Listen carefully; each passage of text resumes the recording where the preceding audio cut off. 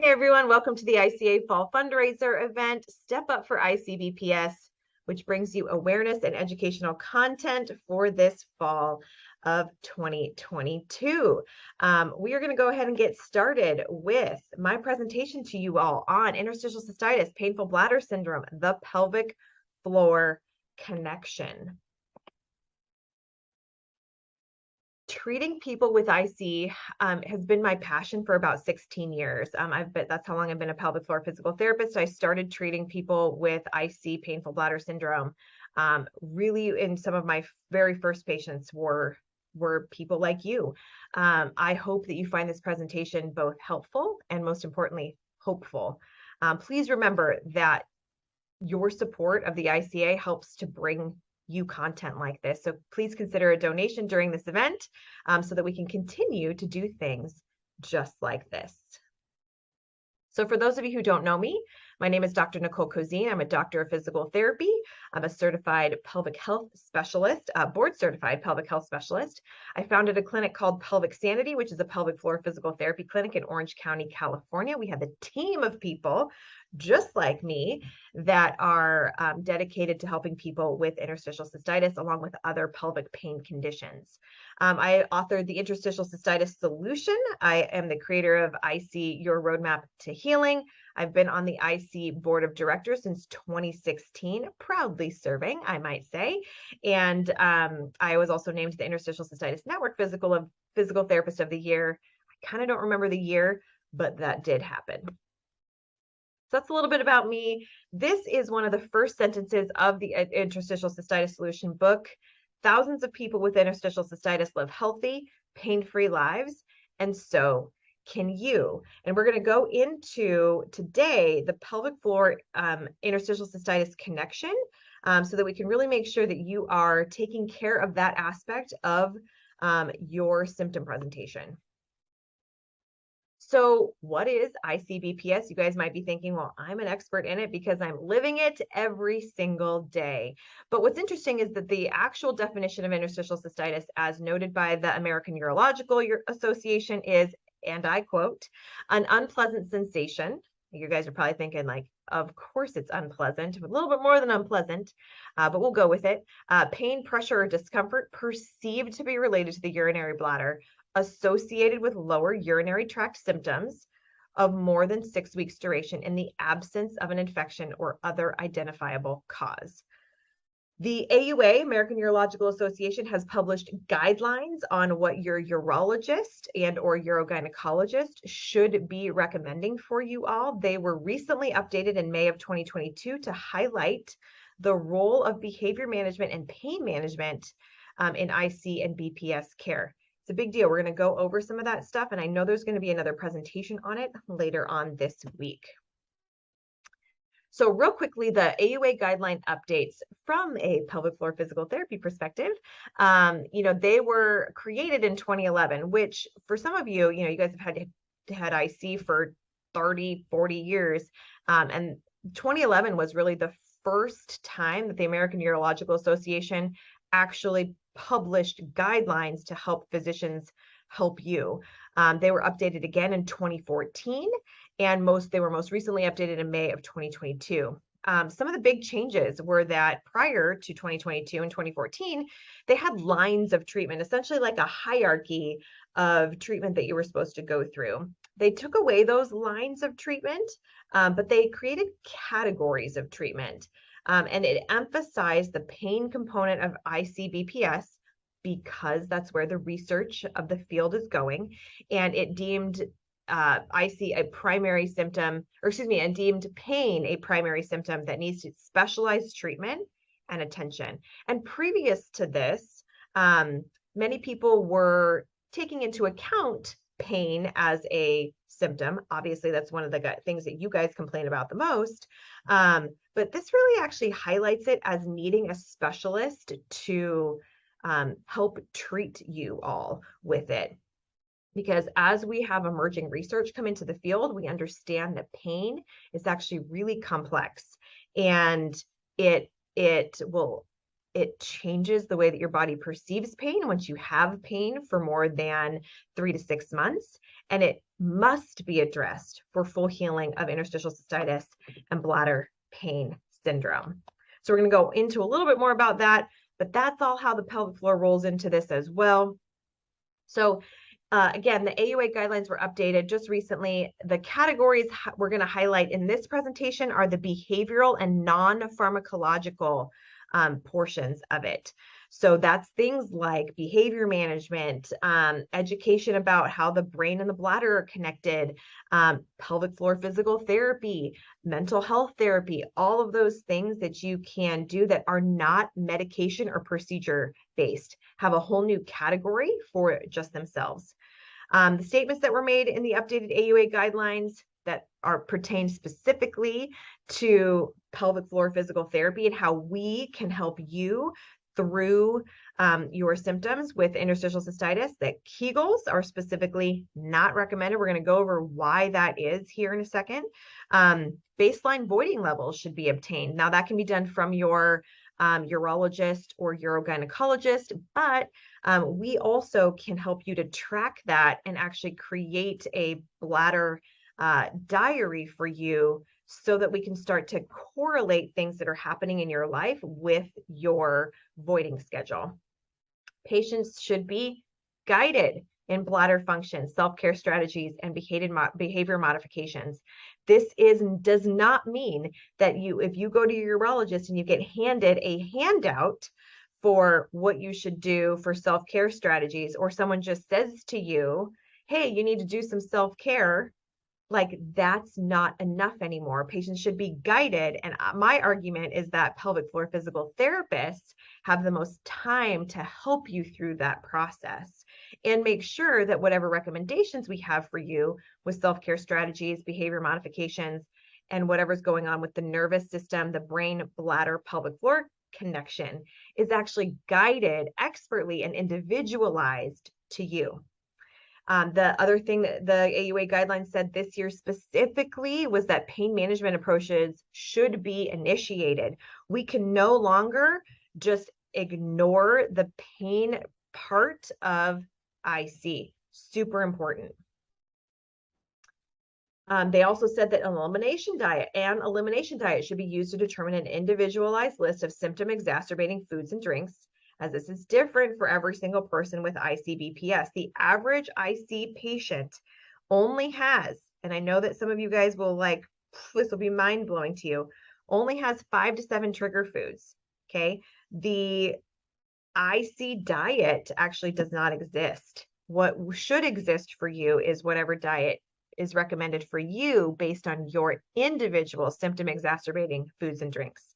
And your pelvic floor physical therapist or a registered dietitian can help you through this process, especially taking into account any other conditions that you might have, like IBS, endometriosis, any other gut health issues, or even any other thyroid issues or things going on like that, allergies, asthma, that kind of thing.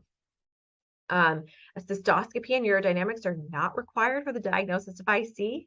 Elmeron warnings are finally included in the AUA guidelines. There is risk of permanent eye damage that is present, and you need to talk to your doctor if you are on Elmeron or are going to go on Elmeron on the risk-benefit ratio for you. Pelvic physical therapy, remains the only thing on the guidelines with an evidence grade of A, meaning that when researchers look at the body of evidence that says, does physical therapy work for patients with interstitial cystitis, they give it an A.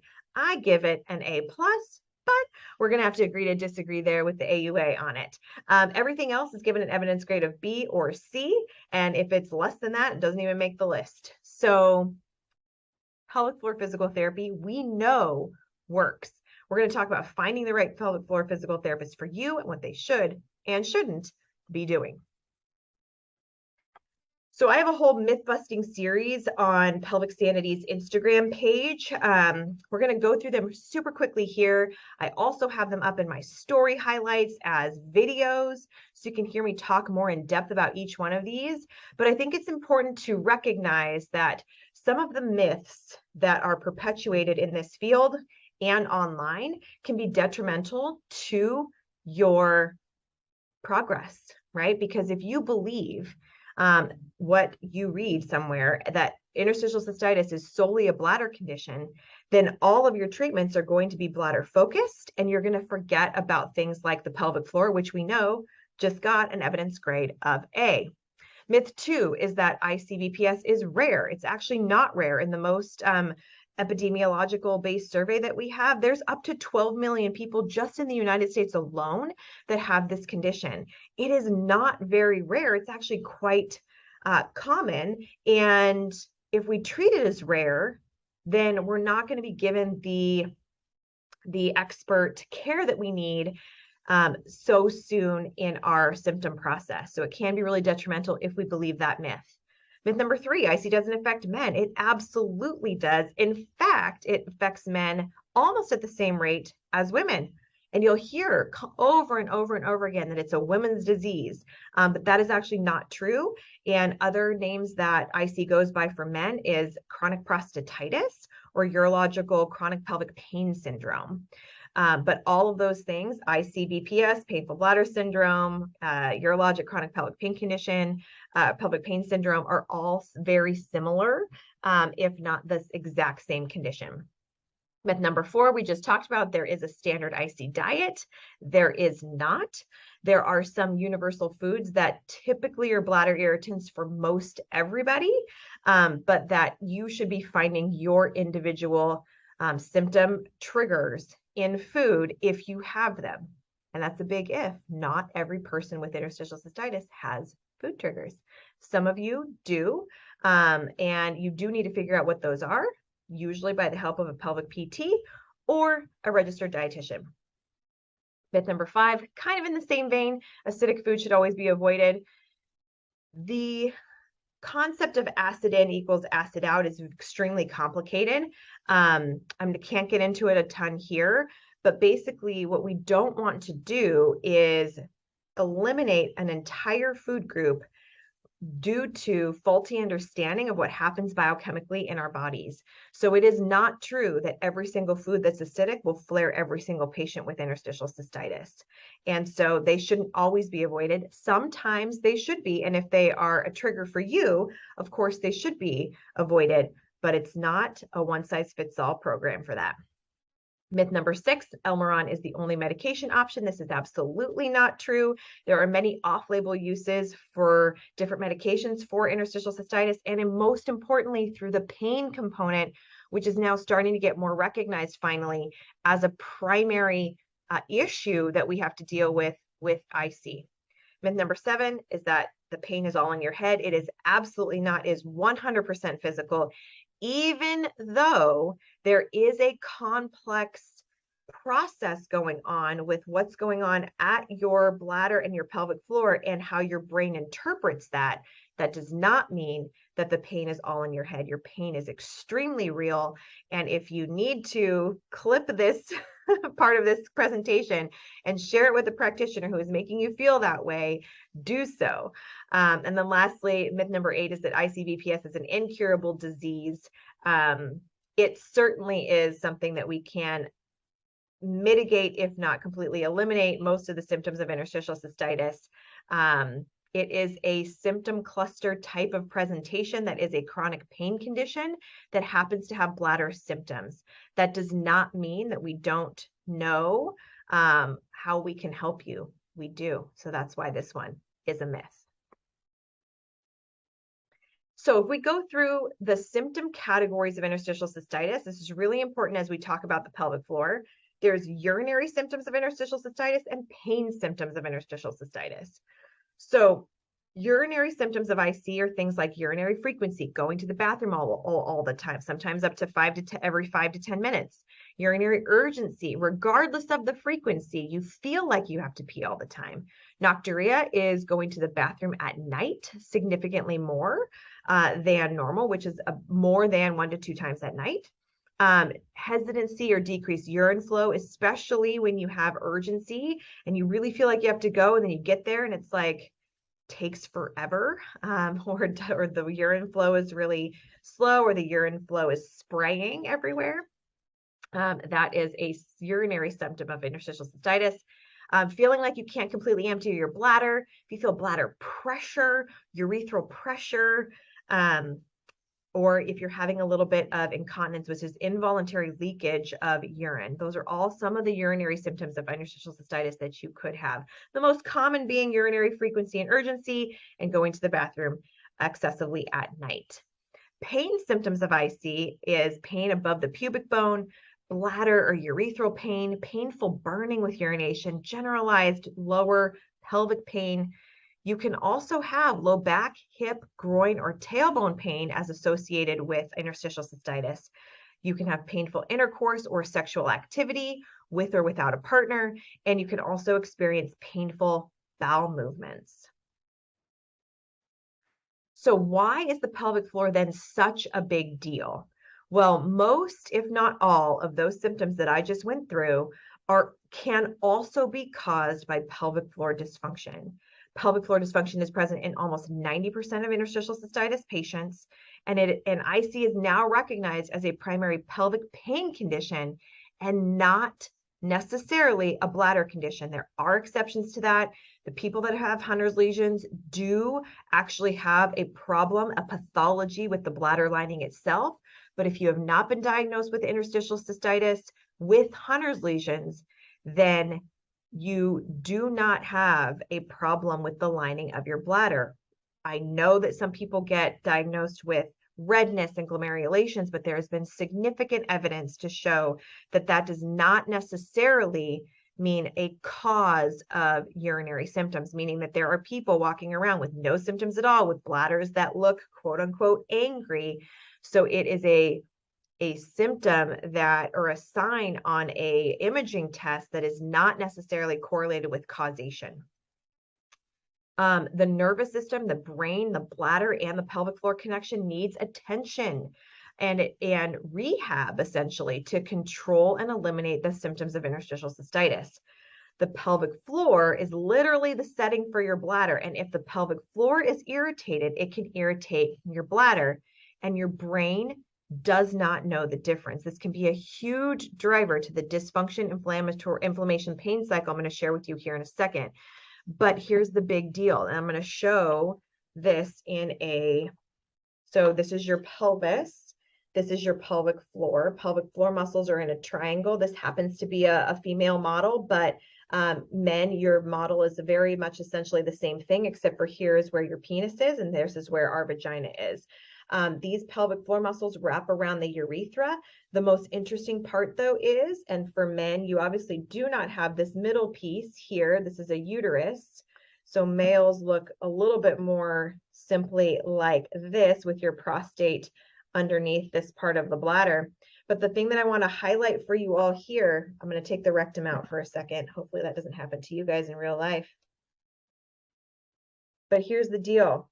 Your pelvic floor, which is all of those red muscles underneath there, is literally the setting or a hammock for your bladder. And what happens is that if these muscles get irritated, and this muscle is a sidewall, this is a hip muscle, if these muscles get irritated, it starts to talk to your bladder, and this little guy doesn't know anything different except I hurt or I have to pee. And it sends a message up to your brain. It's not smart enough to say, hey, it's actually because the pelvic floor is a problem. It just says, signal, brain, we have a problem, okay? And that is why pelvic floor dysfunction is such a huge part of interstitial cystitis. If you have anything going on with this entire portion of your pelvic floor, you can have bladder pain, urethral pain, any of those symptoms that we described over on that last slide, that it can be caused by your pelvic floor. And we can help with that. That's the biggest thing I want you to take away from this talk today. So, what is this DIP cycle, this dysfunction, inflammation, pain cycle? Dysfunction, it means that like if you have a catch in your knee or something, you limp or you have a muscle spasm or something like that, you can then have pelvic floor spasm or dysfunction, and that can cause IC symptoms. Okay, so that's help right here, where we have something else going on in the other part of your body: hip pain, back pain, tailbone pain, an old groin injury, an abdominal surgery that didn't heal very well, a gynecological surgery that didn't really recover from, can cause pelvic floor dysfunction, and that can cause pain and inflammation. And now we're in a cycle. If you have inflammation, then you can have acute pain or acute inflammation like a sprained ankle, which is good. But when there's chronic inflammation, when there's nothing to fix, it's not so good. And so we can be in a state of inflammation either from nervous system upregulation, being in a constant fight, flight, freeze response. We can have something else going on systemically like IBS, some sort of allergy or something like that, where inflammation can be a problem. It can cause pain and it can cause pelvic floor dysfunction. And then the pain itself, if you have pain in any part of your body, it creates what's called a threat response. Your brain is trying to tell you, hey, pay attention to something. And it produces an action to protect no matter if there's damage or not. Meaning that your bladder can be exactly perfectly fine, but it can still be producing pain, which then creates pelvic floor dysfunction, and it can create inflammation. So I hope you kind of can see that cycle that we're in. And basically the bladder and IC and pain, your bladder has the highest nerve density of any organ in the body. Most of the time, those nerves are silent, which is why someone like me who doesn't have IC right now, I'm not feeling what my bladder's doing. But those nerves are turned on with people with interstitial cystitis, because when we constantly are perceived to be stimulated, they don't even actually have to be stimulated. But when they are perceived to be stimulated, that silence turns to yelling. And that message is going from your brain, and your bladder is going like, hey, brain, there is something going on here. And then your brain has a hard time of turning it off because it's like a constant car alarm situation that is being hypersensitive. So those pain signals themselves can cause more inflammation, more dysfunction, and more pain, creating the dip cycle. So in order to address your IC pain, we have to have a plan, and the plan is biopsychosocial, right? So we have to address the physical body. Your physical pain totally exists. Your pelvic floor PT can help with the muscles, nerves, and other pain generators of the abdominal, pelvic, and genital region. We want for you to be able to address the nervous system. That means mindfulness, meditation, breathing, with the help from the right practitioner, meaning usually a pelvic floor physical therapist, because we have the time to do that. This is not, hey, do some meditation. This is, hey, why don't you come in here and we can address all of the physical body symptoms. We can combine that with some nervous system, mindfulness, meditation, and help your body to create a system that it can produce its own sense of calm. We can address other areas that are contributing to the pain and other diagnoses that can be contributing to the dip cycle. Think endo, IBS, vulvodynia, vestibulodynia, constipation, painful bowel movements, anything else that's pelvic floor related, painful intercourse, sexual dysfunction. All of that stuff can be contributing to the pain cycle that can be exacerbating your IC symptoms. And then we have to address the psychosocial, which is maybe getting a mental health care provider on board, and it can change your thoughts and beliefs around pain and trauma, which is significantly helpful for addressing the physical body pain as well. There's an excellent book called The Body Keeps the Score, and your body sure does. And things that you think are not relevant from a long time ago kind of rear their ugly head with interstitial cystitis.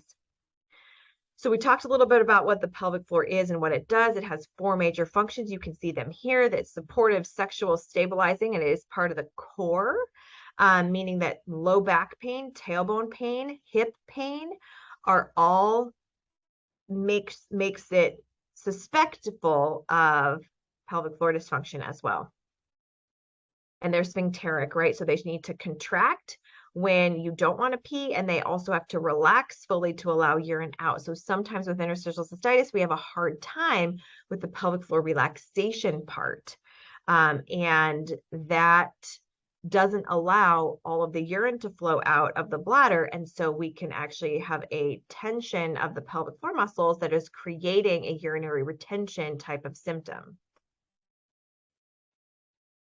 So the pelvic floor has superficial muscles that wrap around either the base of the penis or around the urethra and the vaginal canal and the external anal sphincter, or the opening of your rectum. And or it can have deeper muscles that are closer in towards your tailbone, really deep inside that pelvic cavity. We already talked about the position of the bladder compared to the pelvic floor muscles. I want that to be in your brain so that you know that it's not necessarily your bladder that is the problem. It can be the pelvic floor. The nerves of the bladder are related to the pelvic floor muscles, and the only nerve that is in your pelvic floor area, called your pudendal nerve, is the only nerve that is directly responsible for some of the fight, flight, freeze response that we talked about with your nervous system. And newsflash, it goes also directly to the bladder. So that's where you getting tense and stressed out about something can physically cause your pelvic floor and the nerve that goes around in your pelvic floor to talk to your bladder. And we can help with helping that system to calm down. Your tailbone position matters. If you've had a fall on your tailbone, every single one of your pelvic floor muscles attaches to your tailbone. And we already talked about the pudendal nerve and its branches.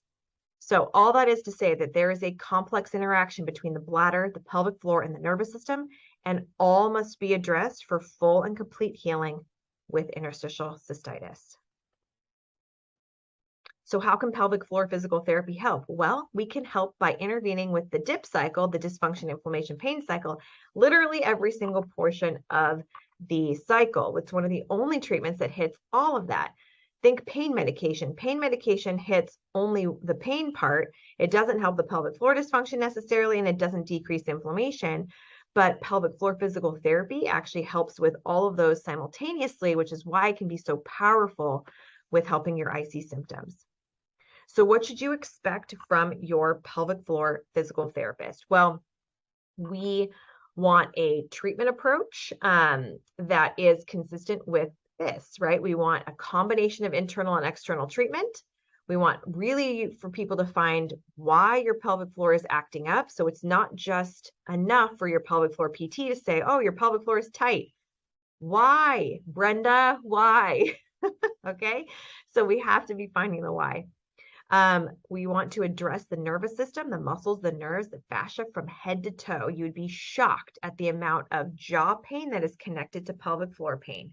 You would be shocked at the amount of hip pain that is connected to the bladder. And did you know that there is a nerve that's down at your ankle that can significantly impact how your bladder is working? Okay, that is why it is important to look from head to toe. And if you are in a perfect world, you would be looking for somebody to do 45 to 60-minute treatment sessions one-on-one with the pelvic floor physical therapist. Other characteristics is that they're compassionate and patient. They listen to you. They work with you towards your goals. They're experienced in treating pelvic pain conditions. They communicate with your medical team, and they're on the up-to-date on the research on the latest IC stuff. So if they're handing you a paper that says, here's the IC diet, you need to question whether or not they're up to date on their research. What should pelvic PT not include? Well, pelvic PT should not include Kegels. I don't care what somebody says. If you have a pelvic pain condition like IC, you should not be doing Kegels. And if there's a pelvic floor physical therapist that is recommending that, screenshot this, show that to them. It's not correct. And it's specifically not recommended now by the AUA. Even though that's been present for a long time. If they only do external treatment, they never touch your pelvic floor. If they only do internal treatment and they never go outside of your pelvic floor, that is assuming that you are okay with an internal assessment. Remember that we do not have to do one, although it gives us a ton of good information. If it's less than the 45-minute treatment sessions, you feeling rushed, they only have time to do one thing, not good. And if they're only looking at the pelvic floor. Other characteristics that we don't want is that a PT that was only used to treating postpartum women. There are some people that are really passionate about that, just like there are people like me that are passionate about IC and pelvic pain. Make sure that your person at least does the pain part, and they can do both. But if they only are treating people with postpartum, it's like, do you really understand like the true underpinning mechanisms of interstitial cystitis? Potentially, yes, but maybe not. If they're new, that's okay. But if they don't have a mentor, that's really not okay. Or they haven't taken courses in interstitial cystitis. It's really important that they understand they can be new. Everyone has to be new at some point, and they can sometimes be the most awesome people because they'll work their butt off for you. But they sometimes need guidance, especially if you've been dealing with this for a really long time. If anybody tells you it's all in your head or it's just related to stress, you just need to calm down. While we understand that stress is a huge component to pelvic floor dysfunction and interstitial cystitis, if someone just tells you to calm down, that is not a good practitioner for you. And if they just refer you back to your doctor because they've done all they can do, most of the time that's code for I don't know what else to do with you, not that that's the end of the road for you. Another question I get a ton is like, what if pelvic PT hurts or flares me? You know, pelvic floor PT shouldn't consistently hurt you. It can be uncomfortable at times, but it should dissipate within the session. And you should have an open dialogue with your PT about what we're expecting to happen. You know, flares from PT can happen, but it shouldn't be every time. And your PT should not freak out when that happens. And we should be able to modify our treatments so that that doesn't happen. You should see a change within 3 to 5 visits, not symptom resolution, but a change, something where you're like, oh, that's different. And it might take much longer than that for true full symptom resolution. You know, I encourage you to talk to your PT if it hurts or if it flares you. You can't treat pain with more pain. So they should be willing to change their course, and they should be willing and able to change your course of therapy. They should be willing and able to modify their treatment approach. And if not, then you should change providers if possible. I get this question a lot too. What if pelvic PT doesn't work? Or what if you've tried it already? You know, you can talk to your practitioner, you can change PTs if that's an option for you, either within the same practice, or you try a different one in your area if that's possible. Get a second or third or fourth or fifth opinion. I know that can be so frustrating. You guys are so inundated with doctor's appointments and different opinions and this and that. But pelvic PT, if you get the right person, can be game changer. And just like every other profession, not every single PT is created equal. So not all of us have the same expertise, personality, experience, passions. Right? You got to get someone that wants to be treating people like you. You need to choose wisely, and don't be afraid to get a second opinion, just like you would with any other specialty.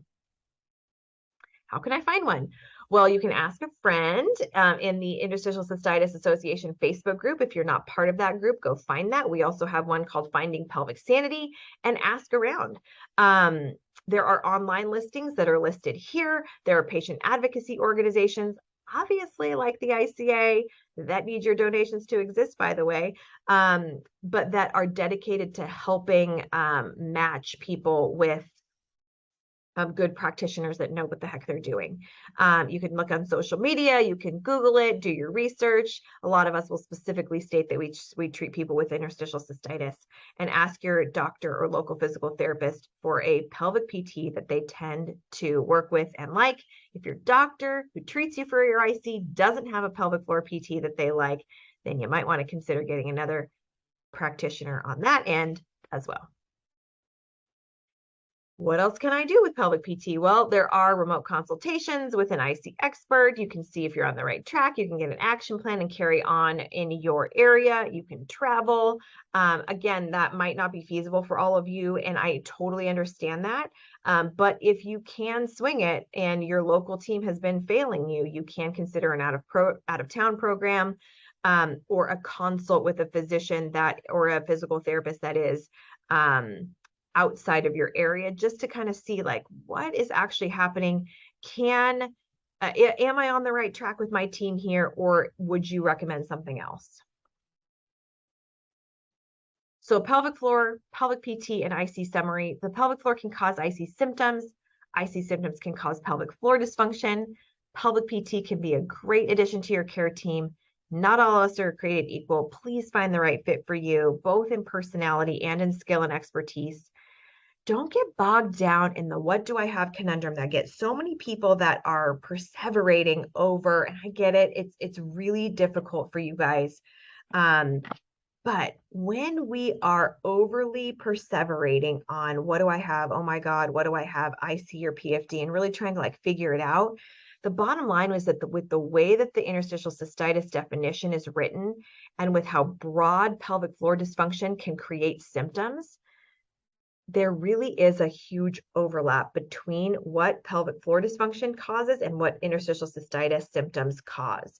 So if you have IC, there's a 90% chance that you have pelvic floor dysfunction. If you have pelvic floor dysfunction, you can have symptoms of IC. So please just find a pelvic floor physical therapist to help the pelvic floor issue and which can help you with the dysfunction, inflammation, pain cycle. And you can reach out for expert help if needed. All right, we're going to move into some question and answer here for you in just a minute.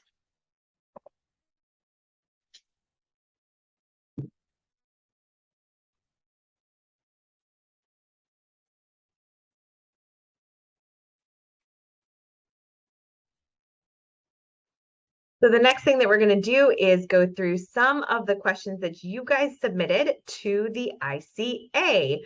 And I hope that some of the talk before will have answered some of the questions. So we might go through some of them a little bit fast, but these are the best ones that I've gotten.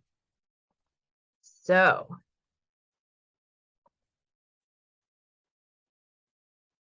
first question. I am 2 hours away from a pelvic floor therapist.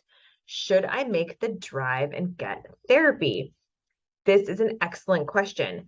I would say that pelvic floor physical therapy, to me, and remember, I have a biased opinion, but it is very important to get the underlying why of what the pelvic floor is doing and how is it contributing to your interstitial cystitis symptoms.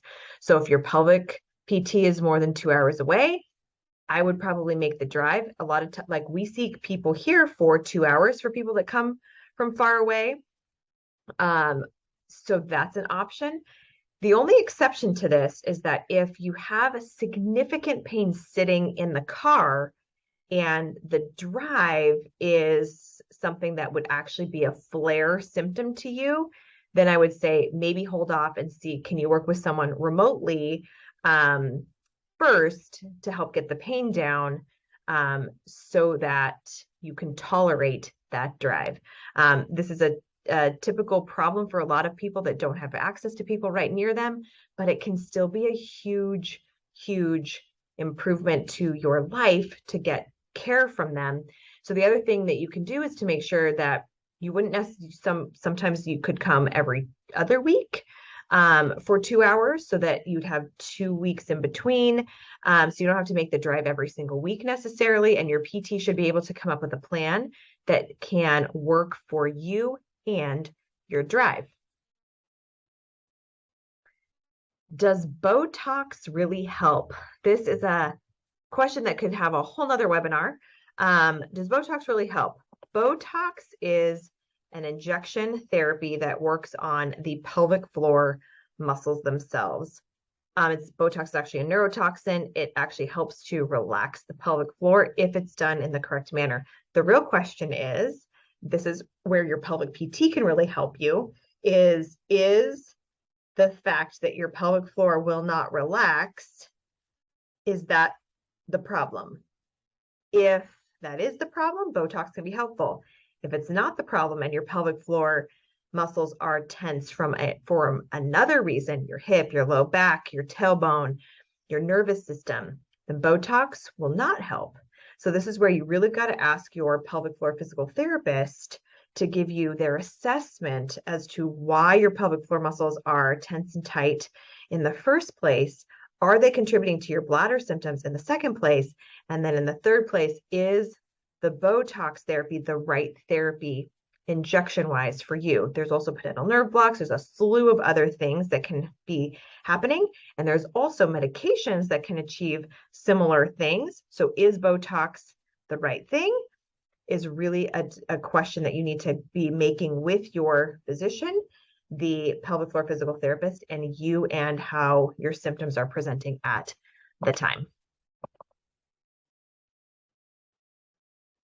What are the most effective pelvic floor home exercises to do and how often? You're going to hate this answer, but it does depend. Not every single IC patient should get the same exercises. We actually have a YouTube channel, a Pelvic Sanity YouTube channel for some of the most common ones that we see work the best. And there are 7 exercises and stretches in the IC Solution book and in the course that are helpful for this, but some people might need something for their upper back to help their IC symptoms. Some people might need exercises for their lower back. Some people might need exercises for their hip or knee or ankle to help with their IC symptoms. So there is not a one-size-fits-all approach to any home exercise program, and anybody that gives you just a stock, here's do these 18 things that everybody gets, you need to be wary of that. Your program for you should be completely individualized for you and your symptoms, and also the why of your personal pelvic floor dysfunction. Which exercises strengthen the pelvic floor, which has weakness due to childbirth and tearing in the past? I'm now 75. I put this question in here because the fact that this person is 75 years old, it's never too late to get pelvic floor physical therapy. I don't care if you've had IC symptoms for 50 years, it's never too late. We can still make progress. I would assert that for people with interstitial cystitis, strengthening the pelvic floor itself is usually not the problem. If you have other symptoms related to childbirth, like incontinence and tearing and stuff like that, and you have interstitial cystitis, most people, I would say like 99% of people that I see with IC have pelvic floor muscles that are too tense and too tight and are too overactive. And doing Kegels and strengthening the pelvic floor can just make that more common, could just exacerbate that problem. And remember how I said that the bladder and the pelvic floor are really closely connected. If you're constantly doing a contraction of the pelvic floor, you can also be irritating your bladder. So this is a question for your pelvic floor physical therapist. And a lot of times relaxing the pelvic floor is where we want to go with it. Even if you have tearing in the tearing from a childbirth in the past, or even if you have things like incontinence, which you might read online, need Kegels. Kegels are not the answer to hardly anything. And so you need to work with your pelvic floor physical therapist to truly get an individualized plan for you. What do you advise to do during an IC crisis to decrease the pain and flare-up itself? Every patient that comes to Pelvic Sanity gets a flare busting plan. The premise behind a flare busting plan is to, number 1, understand what triggered the flare. Number 2, understand what things are contributing to your specific IC symptoms, and what are the things then that have shown to be effective in session to calm those things down. So every person should have an individualized flare busting plan. Again, there's no one size fits all answer to this, except for your pelvic floor a lot of the times needs to be relaxed. So whatever, in a flare, a lot of times it's overactive, it's protecting, it feels threatened. That can exacerbate your IC symptoms. So what are the things to do for you that you know you can go to decrease that tension in the pelvic floor? If that's meditation, is that relaxation? Is that breathing? Is that a stretch? Is that calling a friend? Like, what is it? Is it a medication? Is it acupuncture? What is it? That's what you can do for your severe IC crisis. But the key is to understand what caused it in the first place. What is your experience of culling the severity during these intense periods for your patients? Intense periods. I don't, this is going to be an interesting question. I don't know if she meant intense periods like period pain, like cycle-based pain, or intense time frames of maybe a flare. So we already pretend we already answered the flare question. I will say this, that interstitial cystitis symptoms can create painful periods. Pelvic floor muscle dysfunction can create painful periods. Painful periods can exacerbate IC symptoms. And as we know, the endometriosis for people that can get it are a problem sometimes, and the overlap of symptoms between the two conditions is huge. So again, it kind of goes back to managing that flare and figuring out what exactly is it. A hormonal fluctuation with your period that's creating more inflammation during that time that's contributing to that dip cycle? Is it a pelvic floor dysfunction that is tensioning because maybe your lower abdomen hurts during your cycle, or you are having actual uterine cramping that is creating tension in your pelvic floor that's creating an IC flare from it?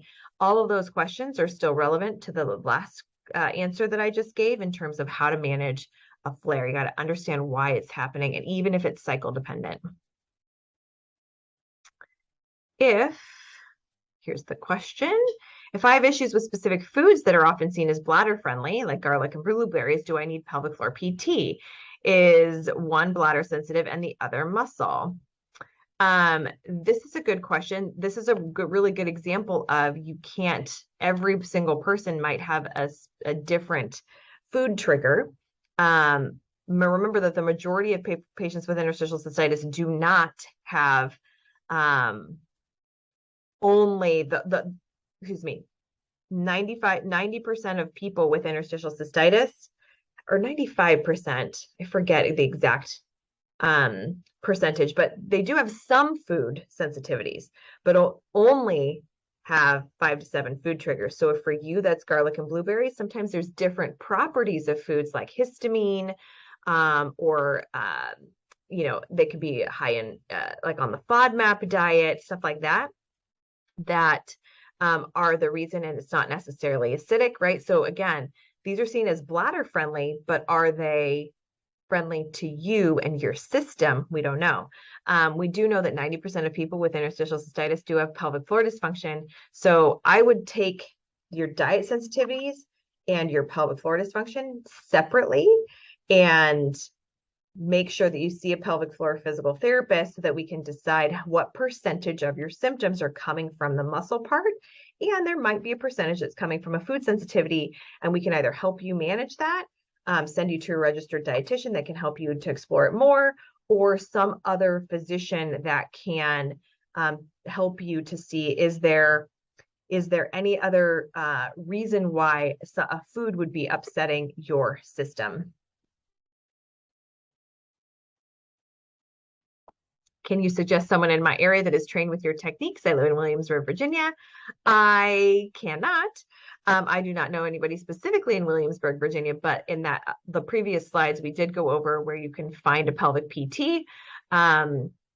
I do train pelvic floor physical therapists. I have an IC course for pelvic rehab providers.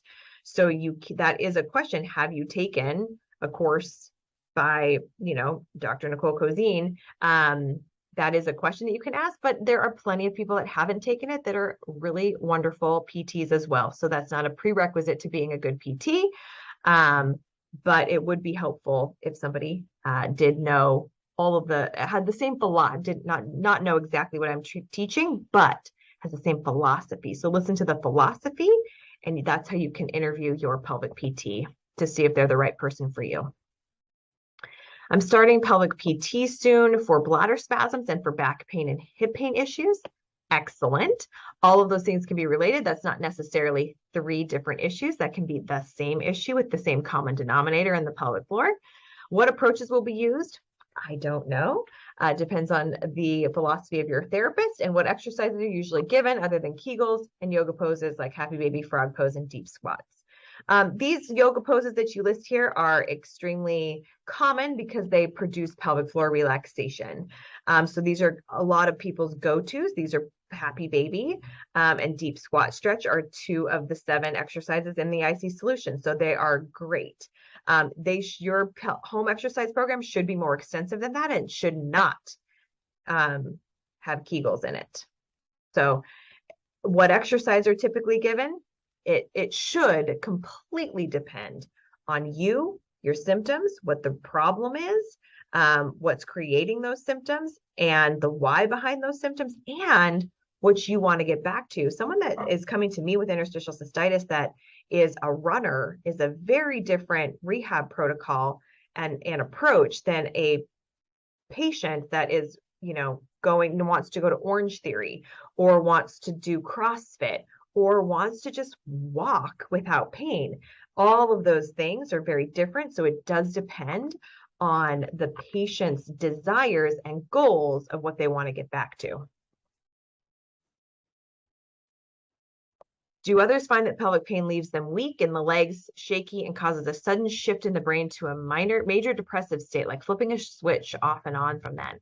So I put this question in here because it's a really good example of pelvic pain that's persistent, that creates a nervous system response. That nervous system response, where it goes into a depressive state, that is a perfect depiction of describing the physical and emotional connection and nervous system connection to bladder symptoms and pelvic pain. It's super common. It is very treatable. And that is something that is certainly seen in our field, but that doesn't have to be that way. But the brain, the nervous system, and your physical pelvic floor and pelvic girdle needs to be addressed for all of those things to create that light switch that doesn't go on off and on like that. Maybe it's more of like a dimmer. I have a stim insertion device that I was given years ago. I forgot the directions, but it seems already programmed to a certain way to stay on a constant stimulation, but I can control the intensity. Is a constant setting bad? I put this in here because there are a couple different other tools. So if it's an electrical stimulation device, there is something called TTNS. It's called transtibial nerve stimulation. Yes, and it's like a TENS unit that you put on a specific nerve that goes to your bladder. It's actually in your ankle. That has been shown to be really good. The needle version of that is called PTNS. It helps to override the brain bladder connection. I think that's what this person is talking about. If it's already pre-programmed, I would make sure that the parameters are set correctly. That goes beyond the scope of what this talk is, but I would highly recommend that you talk to your pelvic PT on the right settings for that device.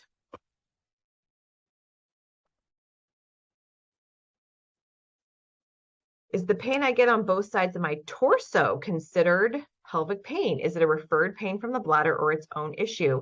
It can be either. I would say that both sides of your torso is typically a little bit higher than we would consider quote unquote pelvic pain, but we have certainly seen some of the adaptations of your musculoskeletal system change, right? If you're constantly in a protect mode, some of the areas of how you move your spine can actually create torso tightness. And then that can create pelvic floor dysfunction. Pelvic floor dysfunction can create a lack of mobility in your pelvic girdle, which can create tension in your torso and pain. So that is something that your pelvic floor physical therapist should be able to assess for you. And if you are having pelvic PT and they're not looking up at that pain and seeing if it's related or not, then you need to either ask them about it or find someone else who will. There are a lot of pelvic PT sometimes that are so, like I said, hyper-focused on just the bladder and just the pelvic floor that they would be like, oh, you need to go to someone else for that. Really, you guys, at the end of the day, we have to assess the whole person and the whole body and see how is it related? Is it or is it not? That should be something that your pelvic PT can help you with. So that ends all of the questions that we were able to answer. In summary, I hope you learned today that pelvic floor physical therapy can really be a game changer to help you on your IC journey. You might have to try different people until you find the right fit and the right expertise. And healing from IC and BPS, bladder pain syndrome, is both possible and probable with the right people, including a pelvic PT on your medical team. So I hope you guys, that is really inspiring for you. I hope it gives you a lot of treatment ideas, a lot of ways to go back to a pelvic PT and ask them questions, to get a pelvic PT if you don't have one, resources to help find you one in your area. Here is my contact information of my clinic and on me on social media. And I really hope that you find this helpful. I hope that you find this entire fall presentation by the ICA this entire week really helpful. And I hope that you will also consider if you found any of this helpful from any speaker that you've listened to over this event, I hope that you will consider a donation to the Interstitial Cystitis Association so that we can put on more things just like this to help people like you. Remember that thousands of people live happy, healthy, pain-free lives with interstitial cystitis, and so can you. I hope this is helpful to you, and I hope that it inspires you to go and look into pelvic floor physical therapy to help your specific symptoms. Again, my name is Dr. Nicole Cozean. Thank you so much for listening today, and please help support the ICA.